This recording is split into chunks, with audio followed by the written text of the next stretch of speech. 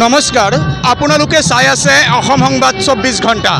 আজি আমি অসম সংবাদ 24 ঘণ্টায় আহি উপস্থিত হইছো শহীদ নগরী ঢেকিয়াজুলিত আৰু শহীদ নগৰী ঢেকিয়াজুলিত আজি মাৰুৱাৰী পঞ্চায়তৰ উদ্যোগত উলিয়াইছে বিশাল শোভাযাত্ৰা। কিয়নো আজি শ্ৰী শ্ৰী হনুমান জন্ম জয়ন্তী আৰু শ্ৰী শ্ৰী হনুমান জন্ম জয়ন্তীৰ লগত সংগতি ৰাখি মাৰুৱাৰী পঞ্চায়তৰ উদ্যোগত আজি ঢেকিয়াজুলি নগৰৰ 15 নং ৰাষ্ট্ৰীয় ঘাইপথত উলিয়াইছে বিশাল শোভাযাত্ৰা। আৰু এই শোভাযাত্ৰাত প্ৰতিটো জাতি জনগোষ্ঠীৰ লোকে অংশগ্ৰহণ কৰিছে। আমি দেখুৱাই আছোঁ সামগ্ৰিক পৰিৱেশ। এয়া হৈছে শহীদ নগৰী ঢেকিয়াজুলিৰ দৃশ্য আৰু শহীদ নগৰী ঢেকিয়াজুলিত আজি এনেদৰেই বৃহৎ শোভাযাত্ৰা উলিওৱা হৈছে আৰু বৃহৎ শোভাযাত্ৰা উলিয়াই সকলোৰে মংগল কামনা কৰিছে, বিশ্বশান্তিৰ কামনা কৰিছে আৰু শ্ৰী শ্ৰী হনুমান জয়ন্তীৰ লগত সংগতি ৰাখি আজি এই শোভাযাত্ৰা ওলাইছে। আৰু ইয়াতে আছে উদ্যোক্তাসকল আৰু উদ্যোক্তাসকলৰ পৰা আমি এই চেগতে কিছু কথা জনাৰ চেষ্টা কৰিম। দেখা গৈছে শ্ৰী শ্ৰী হনুমান জয়ন্তীৰ লগত সংগতি ৰাখি মাৰুৱাৰী পঞ্চায়তৰ উদ্যোগত আজি উলিওৱা হৈছে বিশাল শোভাযাত্ৰা। কি ক'ব? আজি আমি অতি আনন্দিত। আমি 6 দিনীয়া অনুষ্ঠান মাৰুৱাৰী পঞ্চায়তৰ তৰফ হনুমান জয়ন্তী উৎসৱ পালন কৰিছিলোঁ। উৎসৱ আমাক দৰকাৰ। উৎসৱ নহ'লে সমাজে জীয়াই থাকিব নোৱাৰে। উৎসৱে জাতিক চহকী কৰে। উৎসৱে সাংস্কৃতিকবোধ ভাতৃত্ববোধ বজাই ৰাখে। আৰু আমাৰ সকলৰ বেলেগ বেলেগ উৎসৱ হ'লেও বিহু আমাৰ জাতীয় উৎসৱ। আহক আমি মাৰুৱাৰী পঞ্চায়তৰ হৈ সকলক বিহুৰ বহাগী ৰঙালী বিহুৰ শুভেচ্ছা জ্ঞাপন কৰিলোঁ।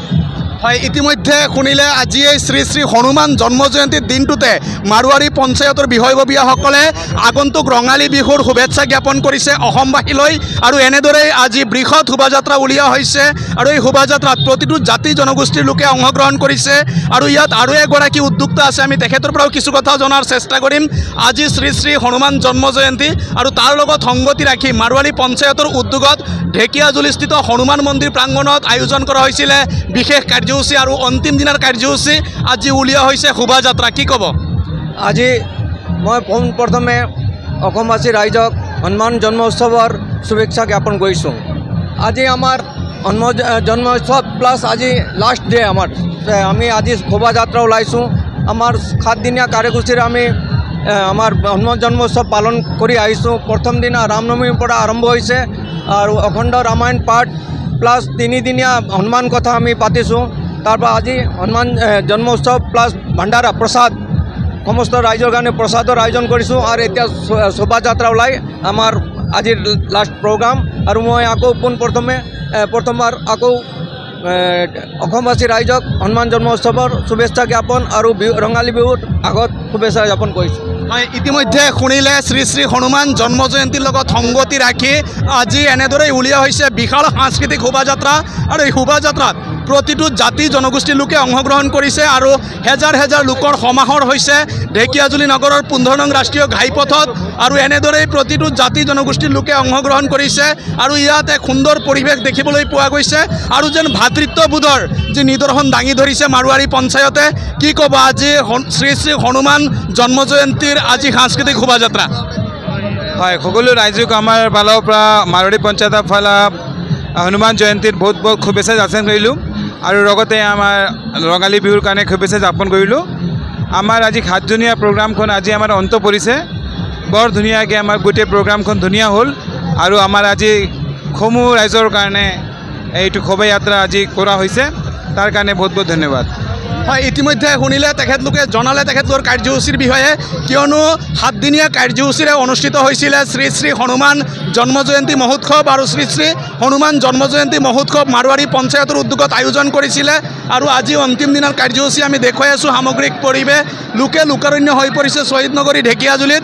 বিভিন্ন প্ৰান্তৰ পৰা প্ৰতিটো জাতি জনগোষ্ঠীৰ লোক আহিছে শহীদ নগৰী ঢেকিয়াজুলিত আৰু সকলোৱে এই শোভাযাত্ৰাত অংশগ্ৰহণ কৰি বিশ্বশান্তিৰ কামনা কৰিছে।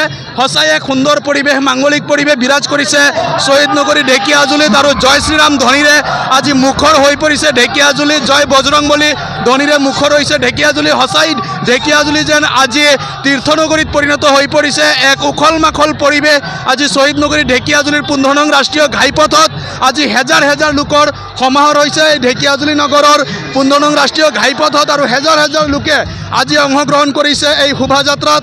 আৰু এই শোভাযাত্ৰাত অংশগ্ৰহণ কৰি তেখেতলোকে যি বিশ্ব শান্তিৰ কামনা কৰিছে আৰু লগেদি প্ৰতিটো জাতি জনগোষ্ঠীৰ মংগল কামনা কৰিছে। এনেদৰেই আজি এই শোভাযাত্ৰাত অংশগ্ৰহণ কৰিছে হেজাৰ হেজাৰ লোকে। সঁচাই এক সুন্দৰ পৰিৱেশ, নান্দনিক পৰিৱেশ বিৰাজ কৰিছে ঢেকিয়াজুলিত। আমি দেখুৱাই আছোঁ সামগ্ৰিক পৰিৱেশ, বিভিন্ন প্ৰান্তৰ পৰা লোকসকল আহিছে। লোকসকলে আহি এই শোভাযাত্ৰাত অংশগ্ৰহণ কৰিছে আৰু সকলোৱে শোভাযাত্ৰাত অংশগ্ৰহণ কৰি বিশ্ব শান্তিৰ কামনা কৰিছে। আৰু এনেদৰেই এতিয়া হেজাৰ হেজাৰ লোকে অংশগ্ৰহণ কৰিছে এই শোভাযাত্ৰাত। আমি দেখুৱাই আছোঁ শোভাযাত্ৰাৰ সামগ্ৰিক পৰিৱেশ, জাতি জনগোষ্ঠীৰ লোকে অংশগ্ৰহণ কৰিছে এই শোভাযাত্ৰাত।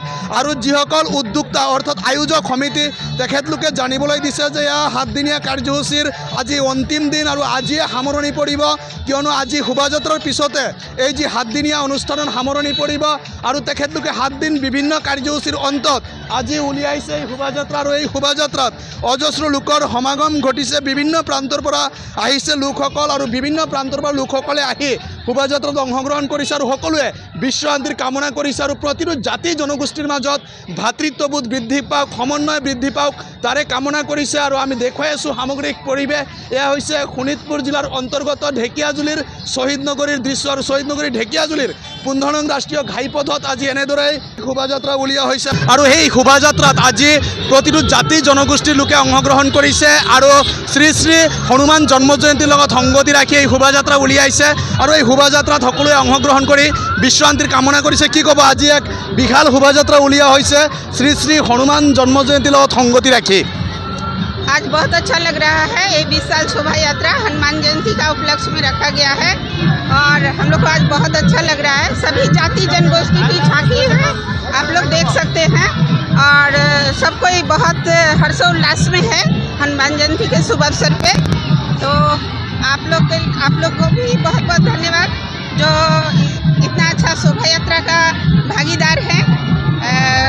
ठीक है, धन्यवाद।